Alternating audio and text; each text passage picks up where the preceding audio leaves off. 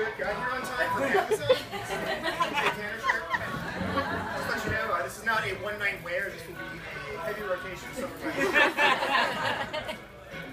So yeah, what a great topic, the 80s. The 80s were awesome. They were a simpler, more innocent time. You know, Tom Cruise was still sane. George Michael. George Michael was still considered heterosexual. I don't know about that. Yeah, that's a stretch. Bill Cosby was a respectable family man and pudding salesman.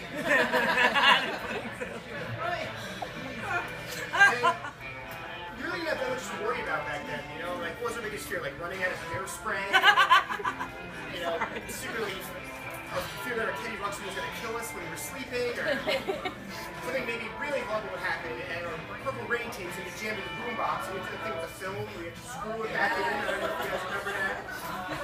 Tape over the things you tape over.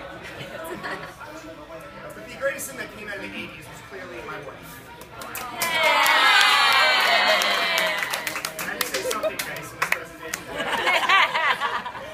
She made me do it. Gotta say, she was born in the 80s. So. She was born in May of 1980. I was a year and a half at the time. Probably drooling on a glowworm or choking on Papa's Nerf or something like that. But I just can't imagine, you know, like what it would be like if we had been parents, you know, in the 80s. I think it would have been a lot easier actually. Because the one thing that the 80s did not have was safety. Like, I wasn't raised gluten-free. I was raised on secondhand smoke. My car seat was a phone book in the front seat. Did your mom's hand as a seatbelt? Which basically meant that my survival depended on how many Smiths there were in that town. And there were no free-range parents, you know, they were just parents. You know, kids in the 80s wanted chickens, you know. Our parents wore pleated pants and let us play outside in abandoned buildings and quarries, and they trusted us with Michael Jackson.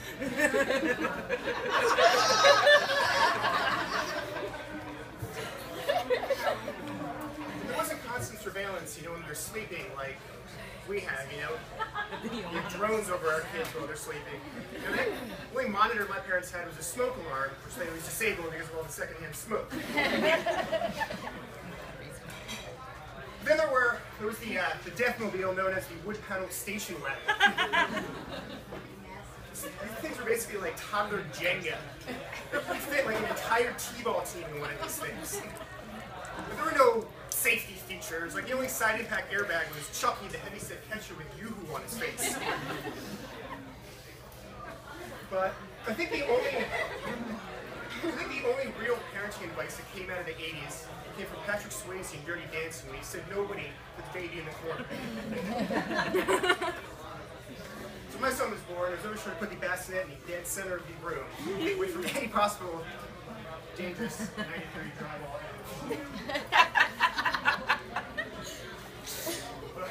So my first parenting experience really actually came with my Cabbage Patch Kids, Cassie. I'm sure you guys all have curly blonde hair. My sister had one too, a bald one, Calvin. But I was always kind of fascinated by Cabbage Patch dolls because they're not born, they were grown. And this was all done by some weirdo named Xavier Roberts. He thought it would be fun to start giving birth certificates to produce. He also had this strange fetish with putting his name on all their asses. I don't know if you remember that. Xavier Roberts on the left. Still have one. I should have brought it. But they actually still have Cabbage Patch Kids today. I don't know if you guys know this. But it's different today. They actually grow them in GMO-free kale. I have the Coosas, I have the Wolves, I have the Cowboys. Oh yeah. They also had Cabbage Patch Kid. They had pets for them too. I don't know if you guys remember them. You remember the name for Coosas? Yeah. So these were furry kids who weren't quite ready for the full responsibility of cabbage. But wanted something to dress in sweaters and put on their Christmas cards. By the way, you know, it makes me sad all the things my son won't experience, you know, having not grown up in the 80s. Like, he'll never have a Swatch watch, you know, he'll never have a slap bracelet. You probably never listened to Devo. I don't know if you guys remember Devo. And unless he gets into really hard drugs, we'll probably never wear a lampshade on his head like in the Whip It video. And you'll never probably know what MTV Extra stands for: music television, music videos. And if you ever watches E.T., he's probably going to be thinking, like, this alien just has a really shitty cell phone plan. But really the saddest thing is, he's never going to really appreciate the awesomeness that was 80s music. Like the phrase, get out of my dreams, get into my car, will never mean anything to him. Like, we'll never really appreciate, like, the true power of, like, Africa, like Toto, or Borderline by Madonna. It took us a while to get him up. I mean, it's like, what do we have now? Like, what are we going to remember 30 years from now? Like Kanye West? Like, don't take Flock of Seagulls over that asshole, like, any day of the week. And his daughter, Northwest. But my favorite '80s song is probably I Want to Know What Love Is by Foreigner. Oh, that's a good one. I heard it on the way to work this morning. It's just so powerful. Every time I hear it.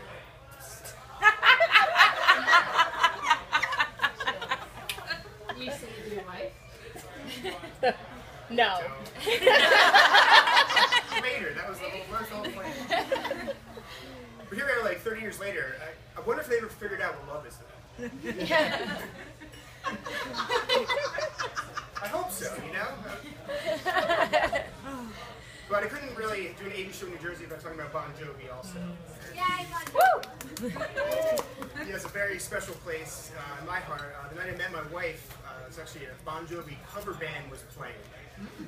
So, if that's not a good omen, I don't really know what is. So, that's it for me, guys. Thank you so much.